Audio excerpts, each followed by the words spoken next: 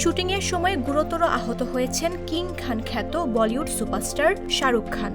মেয়ে সোহানা খানের সঙ্গে নিজের নতুন সিনেমা কিংয়ের শুটিংয়ে ব্যস্ত ছিলেন এই মহাতারকা। এ সময় ঘটে এই দুর্ঘটনা।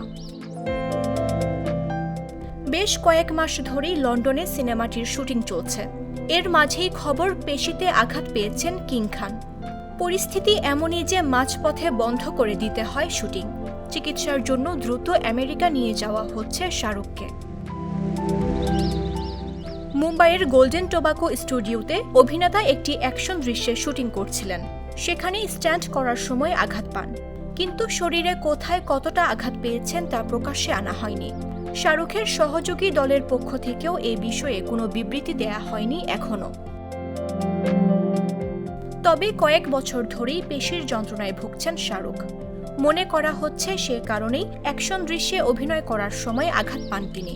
কিন্তু আঘাত যাতে গুরুতর হয়ে না ওঠে সে কারণে আমেরিকায় নিয়ে যাওয়া হচ্ছে তাকে। অনেকেই বলছেন 1 মাস সময় লাগতে পারে তার সম্পূর্ণ সুস্থ হতে, আর এরপর পুরোদমে কাজ করতে পারবেন।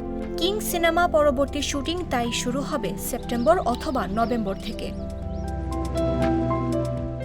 দর্শকদের ভালোবাসা আর প্রার্থনায় সুস্থ হয়ে উঠুক সবার প্রিয় কিং খান শাহরুখ খান।